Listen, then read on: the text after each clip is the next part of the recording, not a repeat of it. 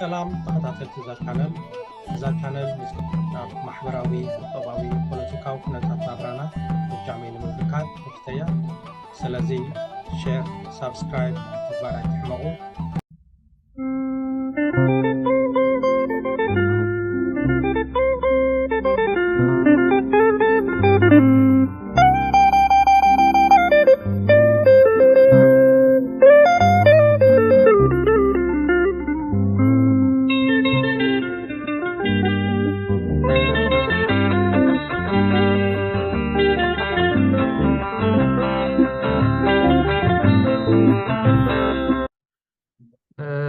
ሰላም ከመይ ትኾኑ ከመይ ቀኒኹም ተኸታተልቲ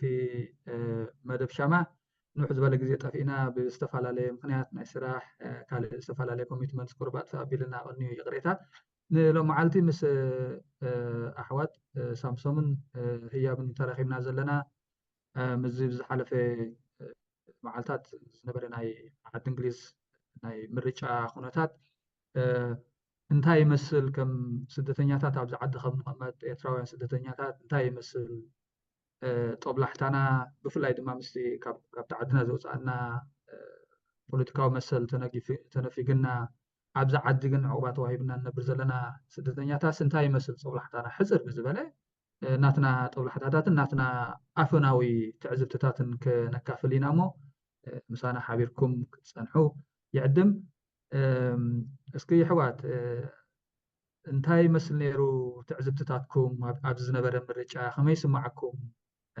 ከም ኤርትራውያን ስደተኛታት ኣብዚ ዓዲ ዝክየድ ዝነበረ ካብቲ ናይ ምርጫ ጎስጓሳ ጀሚርካ ስጋብቲ ውፅኢት ናይ ምርጫን ኣወዳድኡ ናይቲ ስልጣን ካብቲ ሓደ መንግስቲ ናብቲ ሓደ መንግስቲ ናይ ምስግጋርን ዝነበረ ኩነታት እንታይ ይመስልቲ ኣብ ኣእምሮኹም ዝመላለስ ዝነበረ ትዕዝብትታት ኩነታት ርግፀኛ ክልቲኣትኩም ትከታተልዎ ከም ዝቐነኹም እስኪ መን ይጀምር ወላ ንክጅምር ተስፌ እዚ ምርጫ እንታይ ይመስል ንዝብል መጀመርያ እቲ ምርጫ ናይ ዓዲ እንግሊዝ ሰላማዊ ኩሉ ግዜ ኣብኡ ዘካትዕ ነገር የለን ግን ንዓይሲ ኣቕኒእኒ ብኡዶ ክጅምር ምናልባሽ ኩሉ ግዜ ሰዓብቲ ክሳይ ትመፀኒ ምዝ ዝበልካዮ ካብ ዓድና ስኒ ሓደ እቲ ፖለቲካዊ መሰል ክንመርፅን ስለዘይከኣልና እሞ ከዓ እቲ ፍትሒ ስለዝተነግፈና ኢና ወፂና ሕጂ እዚ ናይ ዓዲ እንግሊዝ ምርጫ ክትርኢ ከለካ ኣነ እውን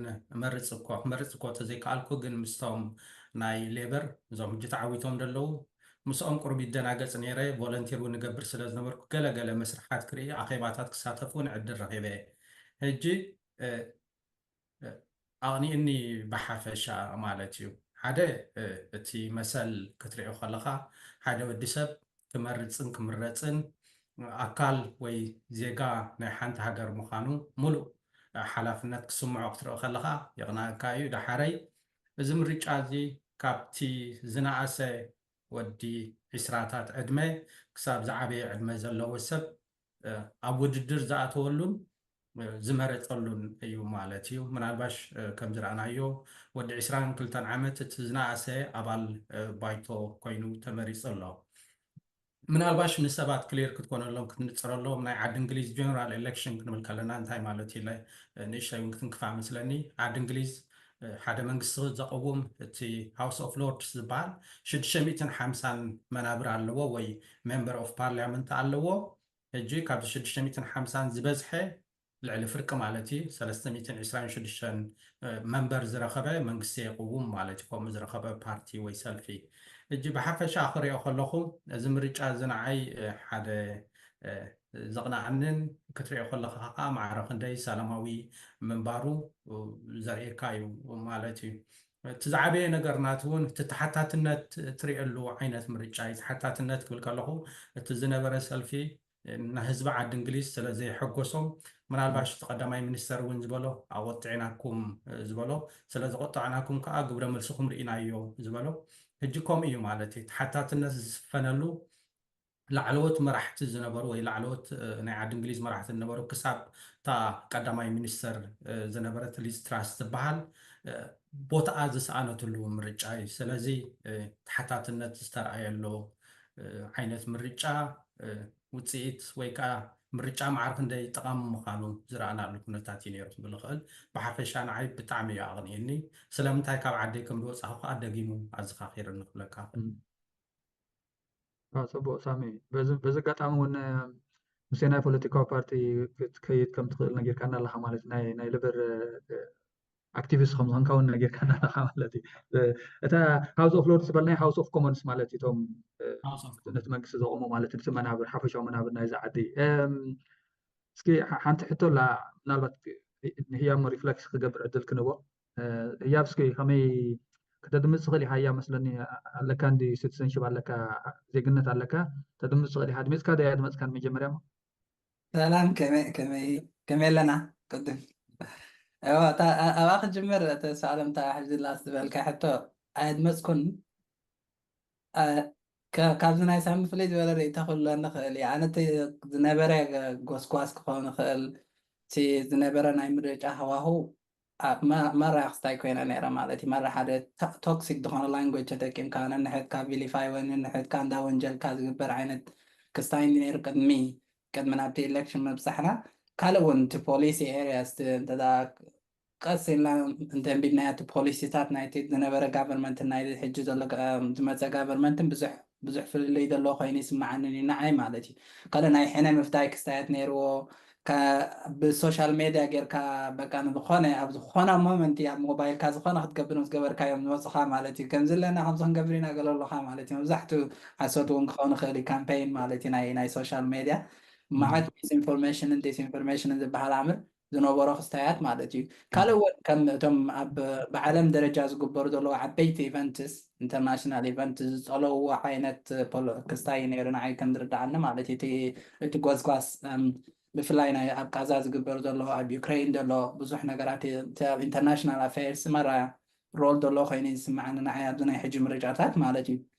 ብከምኡ ኢና እውን ብዙሓት ኢንደፐንደንት ዝኾኑ ኤምፒ ወይ መንበርስ ናይ ፓርልያመንት ርኢና ማለት እዩ ሓደ ኢንደፐንደንት ዝኾነ ካብ ክልቲኦም ዓበይቲ ፓርቲታት ናፃ ዝኾነ ኤምፒ ኣይነበረንን ኣብቲ ዝነብሩ ዘለኽዎ ከባቢ ማለት እዩ እቲ ናተይ ኤምፒ ናይ ስኮትሽ ናሽናል ፓርቲ ዝበሃል ኤምፒኤም እሶም ከዓ ከም ዝረኣናዮም 9 ኤምፒ ጥራይ ሒዞም ተሪፎም ካብ ልዕሊ 48 ዝኾነ ማለት እዩ ነዚ ከዓ ዳርጋ ወረዲ ፈሊጥና ነርና ማለት እዩ በቲ ዝግበር ዲስካሽን እዚ ኣብዚ ዝግበር ዕላላት ብቐሊሉ ክትርድኦ ንኽእሎ ነርና ማለት እዩ ሕጂ ብኸመይ እዮም ከድምፅ ኣይከኣልኩን ኣነ ታንኪዩ ይቐኒለና ክልቲኹም ፅቡቕ ትዕዝብቲ ማለት እዩ ኣነ እውን ከምኡ እቲ ዝነበረ ከምቲ ዓንተዊ ሳሚ ዝበሎ ስደተኛ ኮንካ መሰረታዊ ፖለቲካዊ መሰል ካብ ዓድኻ ተነፊግካ ተሓሪምካ ኣብዚ ዓዲ መፂኻ ከም ስደተኛ እውን ተቐቢሎም ኣፍኮርስ ናቱ ብትሆታት ኣለኩም ኩሉ ግዜ ንዕልሎ ኣብቲ መዋቕራዊ ዘይፍትሒ ኢንጃስቲስ ኩላትና ንርድኦ ኢና መስለኒ ክትሪኦ ከለካ ግን ከም ሰብሲ እቲ ዝፀማእካዮ ንስኻ ክትገብሮ ትኽእል ኢኻ ብምርጫኻ ሕጂ ህያብ ርኢኻዮ ከም ዝበልካዮ መሪፅካ ማለት እዩ እዚኦም ኣብዚ ዘለዉ ዝተፈላለዩ ተሓንሓንቲ ፖለቲካዊ ሰልፍታት ኣይውክሉንን እዮም ነቲ ኣነ ዝደልዮ ፖለቲካዊ መትከል ኣይውክልዎን እዮም ስለዚ ኣይመርፅን እየ ትመሰል ኣለካ ኣይመረፅካን ማለት እዩ which is ንሕና ዘይረኸብናዮ ዓድና ማለት እዩ ክትመርፆ ትኽእል ዝተፈላለዩ ፖለቲካዊ ሓይሊ እንዳሃለወካስ ግን ስለዘይዕግበካ ዘይናይ ምምራፅ መሰል ኢና ስኢልና ዘለና ማለት እዩ ሓደ ካብቲ ዘቕንኣካ ንሱ ኣሎ እቲ ካልእ ዝበልካዮ ኦፍኮርስ ከምዚ ናይ ብሓቂ ሓደ ቶክሲክ ዝኾነ ኣቋሻሺ ዝኾነ ሓደገኛ ቋንቋ ናይ ምጥቃም ትርኢታት እንቅስቃሳት እውን ነይሩ ማለት እዩ ብርግፅ ማለት እዩ ኣብቲ ናይ መረፃ ጎስጓስ ክካየድ ከሎ ማለት እዩ ካብቲ ፖሊሲ ሓሊፉ ካብቲ ናይ ፖሊሲ ምፍሕፋ ሓሊፉስ ናብቲ ፐርሰናል ናብቲ ውልቃዊ ክሳይ ዝኸይድ ገለ ነገራት ነይርዎ ብርግፅ ማለት እዩ ኣብቲ መጨረሻ ደስ ዝበለና ኣነ እንታይ እዩ እዚ ኩሉ ከም ዝበልካዮ ተጋጭ ፀኒሑ እቲ ሰብ ንፋስ ይውሰዶ እሞ ፌር ኢናፍ ተዓዊትኩም ኣለኹም ተዓዊትካ ኣለካ የውሃና ኢሎም ሰላማዊ ብዝኾነ መንገዲ እቲ ናይ ስልጣን ምስግጋር መስርሕ ምቕባሎም እውን ሓደ ካብቲ ደስ ዝብለካ ነገር ማለት ካብቲ ንዓና ዘቕንኣና ሕጂ እንታይ ዝክር ነይረ ዋላ ናፅነት ናይ ኤርትራ ምስ መፀስ 91 ዝነበረ ትፅበዮ ነገር ከምዚ ዓይነት ግሬስፉሊ ስልጣን ኣምፂኻስ ነቲ ኣብቲ ስልጣን ኣብ ምምፃእ ምሳኻ ዘይነበረ ሓደ ፖለቲካዊ ወገን ናይ ኤርትራ ከዓ ብኸመይ ክንሪኦ ንኽእል ነርና ገለ ሪፍሌክት ትገብር ነይራ ኣነ ማለት ኦፍኮርስ እቲ ታሪካዊ ሚዛናት በበይኑ ክኸውን ይኽእል እዩ ግን እንታይ የርእየካ ከምዚ ዓይነት ኣገዳሲ ፖለቲካዊ ማይልስተን ክርከብ ከሎስ ሓደ ዊዝደም ዘለዎ ፖለቲካዊ መርሕነት ተዝፍሉስ ንፋስ ውሰዶ ሕጂ እዚ ግዜ ዚስ ናይ ሂሊንግ ግዜ ናይ ምትዕራቅ ግዜ ናይ ምብባሃል ግዜ ብሓንሳብ ናይ ምንባር ግዜ ገለኢሉስ እስኪ ብሓንሳብ ናይ ንስራሕ ዝብል ክሳይ ክትረክብ ክንደይ ፀጋ ነይሩ እሱ ብምስኣና ከዓ ንሕና ስጋብ ክንደይ ስጋብ ሕጂ ተሓሲና ከም ዘለና ቁርብ ሪፍሌክት ትገብር ማለት እዩ እምበርቲ ምርጫ ኩሉ ውሃ ዘበለ ዕምባባ ዝተመልአ ክሳይ ነይሩ ምባል ኣይኮነ ብርግፅ ማለት እዩ እዚ መስል ሓፈሻዊ ትዕዝብትናተይ ማለት እዩ ምናልባት ናብታ ካልእ ምስጋና እስኪ ዝያብ ኦፍኮርስ ዘልዓልከ ሓደ ገዳስ ነገር ኣሎ እቲ መብፃዕታት ሓደ እውን ክንሪኦ ንኸውን ኣብ ግዜ ምርጫ ዝግበር መብፃዕ ኣሎ ዝተነፍሐ ከም ባሉን ኮይኑ ዝንፈሕ ናይ ክንገብር ኢና ለውጢ ክነምፅእ ኢና ዝብል መብፃዕታት ኣሎ ማለት እዩ ድሕሪታ ምርጫ ዘላ ኔክስት መዓልቲ ግን ወዳዓውያን ክንከውን ኣለና ሪያሊስቲክ ክንከውን ኣለና እንታይ ክንገብር ንኽእል ከምዚ ፀኒሑ ገለ እንዳበልካ ሽዑ ናይ ምህዳም ነቲ ፖሊሲታት ምክንያት እንዳምፃእካ ዘይ ናይ ምትግባር ተኽእሎታት ኣሎ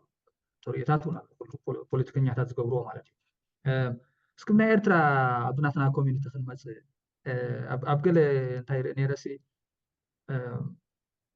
ብገለ ኮሚኒቲ ኣብቲ ኣካል ናይቲ ማሕበረሰብ ናትና ዝመፀ ደገፍቲ ናይቲ ስርዓት ማለት እዩ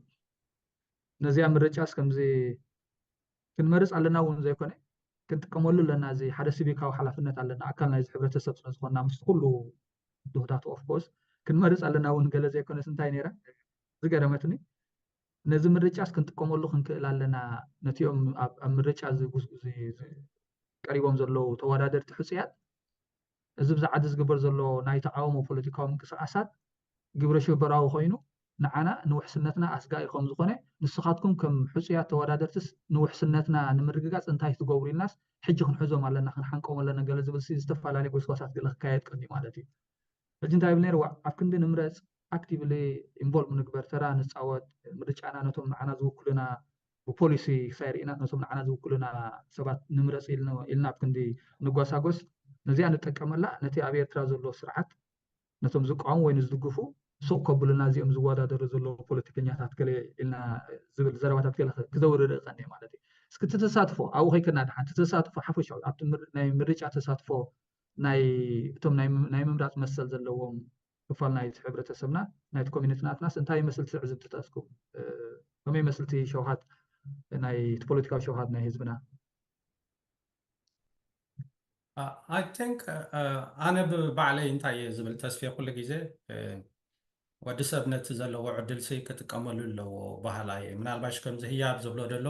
ንክልቲኣቶ ኣማራፂ ርኢኻ እሞ ንዓይ ዝውክለኒ ሰብ የለን ኮንሽስ ኮንካ እንድሕር ገዲፍካዮ ንሱ ሓደ ምርጫ እዩ ባዕሉ ማለት እዩ እንተዘይኮይኑ ግን ኣነ ናብዚ ዓዲ ዝመፀ ንዓይ ወላ ሓንቲ ነገር ኣይግድሰንን እዩ ሰሪሐ ከመይ ገይረ ናብራ ይኣልእ ጥራሕ እንድሕር ኢልካ ኩሉ ግዜ ቁኑዕ ኣይመስለንን ምክንያቱ ካልእ ተተረፈስ ደቂ ኣለውና ኖ ተስፈይ ነዘን ቀለውዕካ ሒዝካየን ኬድካ ክመርፅ ከም እንድሕር ኬድካ ምርጫ ከም ዘሎ ክወዳደር ከም ዝኽእል ሰብ መሰል ከም ዘሎ ዘን ኔክስት እውን እሰን ኣባል ክኾና ከም ዝኽእላ ክወዳደራ ከም ዝኽእላ ዘርኢ እዩ ምናልባሽ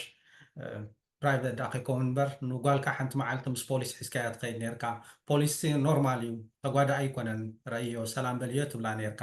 ሕጂ እዚ ከምዚ ዓይነት ነገርሲ ነተን ደቅናስ እንታይ ኢና ክነምህሮም ዘለና ኢልካ ምርኣይሲ ኣገዳሲ ይመስለኒ ሕጂ ብውልቃዊ ነገር ጥራሕ ክንሪኦ ኣለና ኢለ ኣይኣምነ ኮላይ ብዓይኒ ደቅና ብዓይኒ ሕብረተሰብ ክንሪኦ ኣለና ግን ብሓፈሻ ኣነ ክሪኦ ከለኹ እቶም ኣነ ዝፈልጦም ብሓፈሻ ክሪኦ እንድሕር መሪፅካ ዶ ገለ ዶ እንድሕር ኢለ ኣነ መሪፀ ከም ዝኾይነ ዝብል ሰብሲ ዳርጋ ክሳብ ሕጂ ሰማዕኩን ዋላ ጀነራላይዝ ክንገብር ተዘይከኣልና ኮ ተሳትፎ ኤርትራውያን ናብ ምርጫ ኣብ ደገ ኣብ ዓዲ እንግሊዝ ንኣብነት ንብል ስለ ዘለና ውሕድ ኮይኑ ይስማዓኒ እቲ ካልእ እቲ ኣይሮኒ ወይ እቲ ግርምቢፅ ናይዞም ትብሎም ዘለካ ደገፍቲ ድዮም ገለ ዝመስሉ ሰባት ኣለዉ ኣብ ብዙሕ ግዜ ይርኤ أنا ولا بزي فيسبوك حنسا بوست قبل موت من اللي صلهم زين حرقوا قالت رئي بزعبا مريتش أنا كالوت هاجرات بزعبا مثل زهب أو كالوت هاجرات بزعبا زلو ديمقراسي معك تغانينهم بقى زعد ديمقراسي زعد مريتش زعد قال خبلو سمعوا ميخا بزح جيزة مالتي أبقى قال خا خمز تبلو دلقا نت مايجريشن وين تسبسي ويبونايز قبروا خمز ويبونايزيشن اوف مايجريشن عينت بلو كم يقبروا هجي أبكن صبق معلا أبكن بوزيتيف نربحس نت ديمقراسيس كم تشقوني كتقملو يفتنو تري زي هجي تسبق حسبلو زلوي تمنغستي بحري عملي يختبل تخليخا تسبقن كنكح علو كونشس كون علو نحاده بيتفول صبق نجر نصبق راح تقملو دلك انت تخايلو مالتي امبر نحاده نصبق تقملو استوابقا كم تشقوني تغبر تخينكا قناعي مثلا زي ممرات ونحايش قول كابكم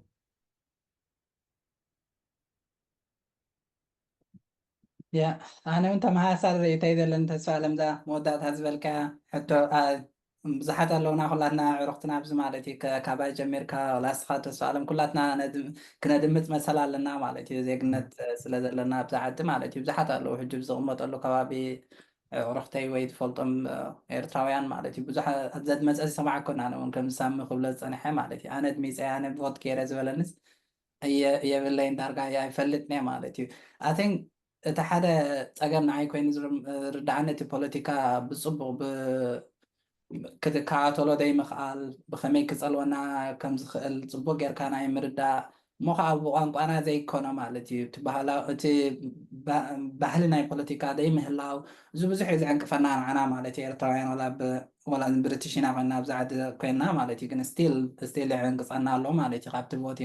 أنا ينعي ناتي دليتات زوكلني أنا ينعي كحجزنا زخل أنا أنت عينت بوليسيتات ينعي أب جمزة توي أب مبالسي بزح نطفات أيكونان مالتي أو نطفات بزح جنرالي خانة إرتراويان تراي إيكونومس ده تاني هاد نوورو مخا ناتشراليزد كونهم بريتش سيتيزن زخونو أبو زحات زبدات أميزو مالتي ولا بعب درجة أنترينا يا أبي كي درجة مالتي كابتن قد مستزو خالو 6% تراي ماد ميزومي دبلتي تستاتستيكس نايت منجست مالت وحد ሕብረተሰብ ይድምፅ ዘሎ ማለት እዩ ካብ ኣብዛ ሓለፈ 20 ላዕሊ 20 ዝኾን ዓመታት ትዝዋሕ ሓደ ህዝቢ ኣድሚፁ ማለት እዩ ኣብዚ ናይ ሕጂ ዩኬ ኢሌክሽን ንባዕሉ እቲ ካልእ ሕብረተሰብ እውን ኢንተረስትድ ኣይኮነ ወላ ብሪቲሽ ኣይኹኑ ማለት እዩ ሕጂ ዓብዪ ፀገም ከም ነበሮ ክረኣየካ ክእል ብከምዚ ማለት እዩ ውሑድ ህዝቢ ንኣብነት እዚ ሕጂ ዘሎ ጋቨርንመንት ኣብ ገሊኡ ኣርቲክል ክሪኦ ዝቐነኹ 10% ናይ ዩኬ ሕብረተሰብ ጥራይ ማድሚፆሞ ማድሚፆምሉ ማለት እዩ ብ10% ዝመፀ ጋቨርንመንት ኢና ንዛረብ ዘለና ማለት እዩ እቲ ካልእ 80% ሕብረተሰብ ገሊኦም ከምዘን በዓልናተይ ደየት መፅኦም ገሊኦም ከዓ ከድመፁ ዘይከኣሉ ከምኡ ኮይኖም ማለት እዩ እቲ ዝመፅእ ጋቨርንመንት ማዕረ ክንደይ ወካሎ ክኸውን ከም ዝኽእል እውን ኣብ ግምት ክንእቱ ንኽእል ኢና ማለት እዩ ሕጂ كل جزء بوليتيكا عايز أعدي بإليتس بتوم كان دي عبيتي بارتيات بعبيتي استراتيجيست زخونو بعبيتي فاندرز وي دونرز نتي إلكشن دا كايدو بخوما مستعب لهم مخانس كليل يرعايا كامل دي.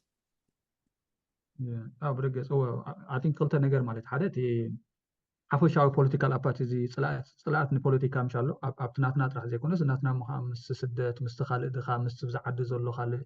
زوت تكان نجاراتون مخامسي كمزي نطب زخونه بوليتيكا ባህሊ زي مسنحنا بفلع بزي أب كمز عينت ناي بوليتيكا وتساتفو بوليتيكا بارتيسيبيشنز ردو نجاري ناتنا بريجس اوف كورس اجينت ناتنا سوسايتي ناتنا حبرتسب فليخا او بوليتيكالس نطف هيكون نقلن مبال يكون حفشاوس انتهي يمثل كم خطر العلو صنعكم سي بفلع ببوليس درجه بقدتا عنا تصلونا مستمرت ديو ناي هاوسين ديو ناي كالو محبراو قربات ديو تعنا ديو مقعزيا ديو أبز عدي في معلتها هوتنا زلونا نجارسي قرب بحدث كنردو إنجاج نجبر عقد داس المبالغ تزوجين بر مش كم زناتنا شجرات زلوا ناي سدتنيا communities توم دك تعدون politically دخيمهم مسألة شوهم أي مرز كل مالتي تحنت ذا زبالك كندايز وكله بفلا بحزب درجة مالت بقول كسب درجة كندايز سب كنداي مئتاوي نايز حبرة سب وكلهم سبات يوم زمرنا زلوا زمل حتى إذا خمان حاج بتزامد مالتنا يبقى على ستراس ندري خيا أبتم بارتي ممبرز راح زي يكونوا خيدس بتم بارتي بتم إمبيس نايت بارتي راح تمريز أمين برايم مينسترز كونهم زمر حنا نيرو مالت تزخفق أنا يروح جي هذا حان كمان زرق حزر لو نايو كلنا مثل توهيبنا مالتي بروف أوف كورس بحفشة እቶም ግሎባል ኤሊትስ እዮም ኣብዚ ማለት እዩ ናይ ሜድያ ክላስ እቲ ፖለቲካል ክላስ እቲ ናይ ቢዝነስ ክላስ እዩ ነቲ ማሽን ናይቲ መንግስቲ ዝመርሖ ዝዝውሮ ዝተጣናነገ ናይ እቶም ፖለቲኮ ናይ ሜድያ ፐርሰናል ክላስ እዮም ክሳይ ዝገብሮ ዝበዝሕ ማለት እዩ ክሪኦ ከለካ ስጋብ ክንደይ እቲ ህዝቢ ናይ ብሓቂ ጀኒን ዝኾነ ናይ ህዝቢ ድምፂ እዩ ወላ እቲ ፖሊሲ ብከምኡ ሼፕ ዝኸውን ዝብል ሕቶ ርዱእ ነገር እዩ ኦፍኮርስ እንታይ ኣለና ካልእ እስኪ ምናልባሽ እቲ ካልእ ሕጂ ክልተ ዓበይቲ እንዲኦም ዝበዝሐ ግዜ እቶም ኮንዘርቫቲቭ እቶም ሌበር ገለ ዝበሃል እዩ ምናልባሽ ማዕረፍ እንደይ ወከልቲኦም እንብሎም ነገር እውን ኣሎ ከምዚ ትብልዎም ዘለኹም ግን ኣነ እንታይ እየ ዝብልካዓኒ ብፍላይ ስደተኛ እንተኮንካ ናትና ሕፅረታት ከም ዘለና ከምዚ ህያብ ዝብሎ ዘሎ ርዱእ እዩ ስደተኛ እዩ ክመርፅ ዘለዎ ስደተኛ እዩ ኣብቲ ፖለቲካ ኣክቲቭ ክኸውን ዘለዎ ባህላ እየ ምክንያቱ ኩሉ ግዜ ጉሉል እዩ ብካልእ ጉሉል እዩ ሕጂ ወላ ኣብዚ ናቱ ኤርያ እኮ ዝኾነ ነገር ከምፅእ ተዘይከኣለ ኣብ መፃኢ ግን ደቁ ናብ ዝለዓለ ደረጃ ክበፅሑ ኣብ ሓደ ነገር እንድሕር ኣለካ ኢኻ ናትካ መሰል ክተውሕስ ወይ ቁሩብ ክትከላኸል ትኽእል ሕጂ ዝበዝሑ ስደተኛታት ኣብቲ መንግስቲ ብዘለዉ ዝበዝሐ ምጥባቕ ዓይነት ክትረክብ ትኽእል ይመስለኒ